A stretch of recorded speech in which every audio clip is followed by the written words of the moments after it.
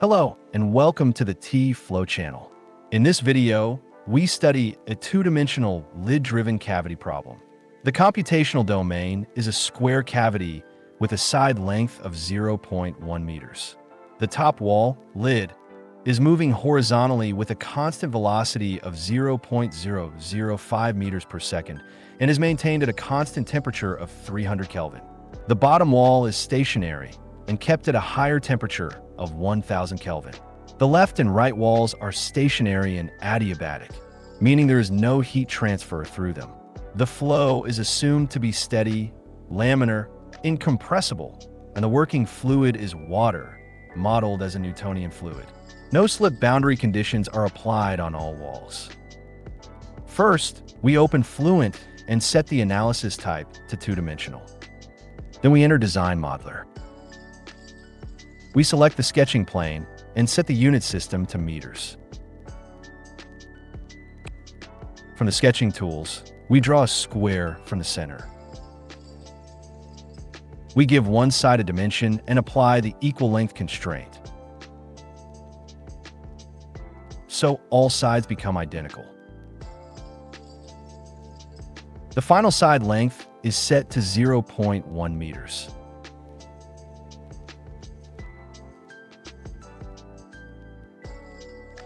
Next, we create a two-dimensional surface using the Surface from Sketches option.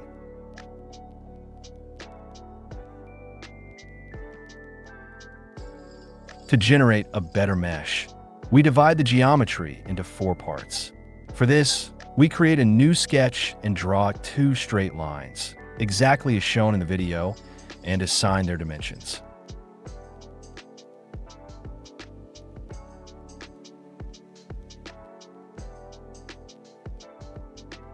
Then, from the Tools menu, we select Face Split. We choose the square as the target face and the sketch lines as the tool geometry. Now the cavity is divided into 4 smaller squares. After that, we move to the meshing module. To obtain a structured mesh, we apply edge sizing on the cavity walls. This allows us to generate finer cells near the walls and larger cells in the center of the domain. For the selected edges, we change the sizing type to number of divisions and set the value to 100. We choose the first bias type and set the bias factor to 5. For edges with opposite directions, we simply use reverse bias.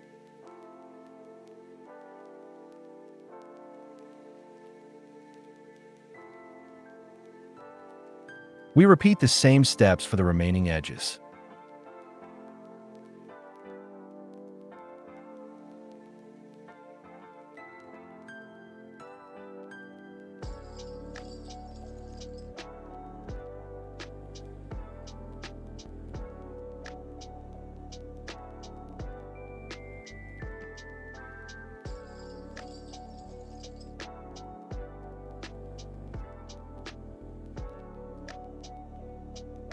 Now we generate the mesh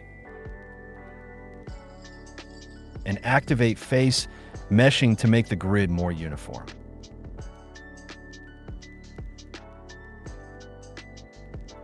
At this point, we have a mesh that is refined near the walls and coarser in the core region.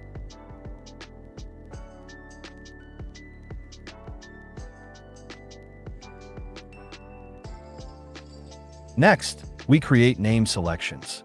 We define the moving lid, the hot wall, and the adiabatic walls.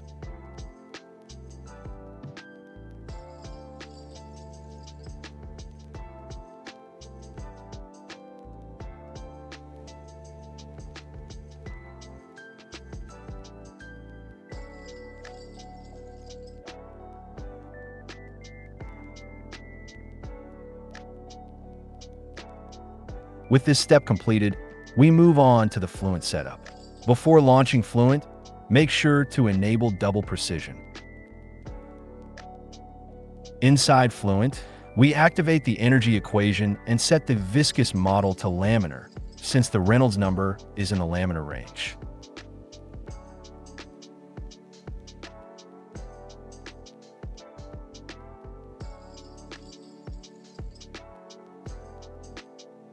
From the materials panel, we add the working fluid from the Fluent database and assign it to the fluid zone.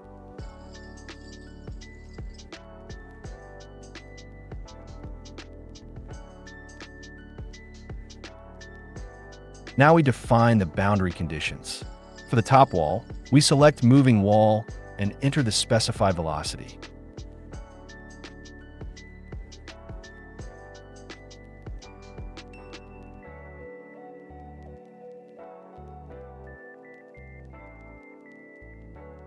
The wall temperature is set to 300 Kelvin.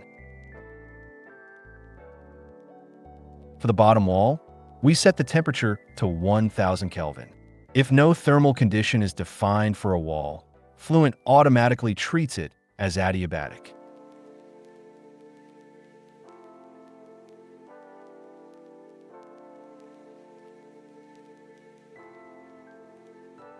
For the solution method, we use the coupled scheme. The residual convergence criteria are set to 10 to the power of -6.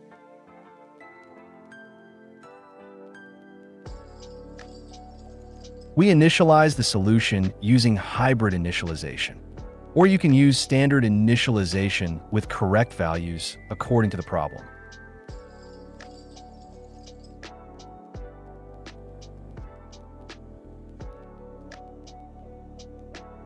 Then, we run the simulation for 200 iterations.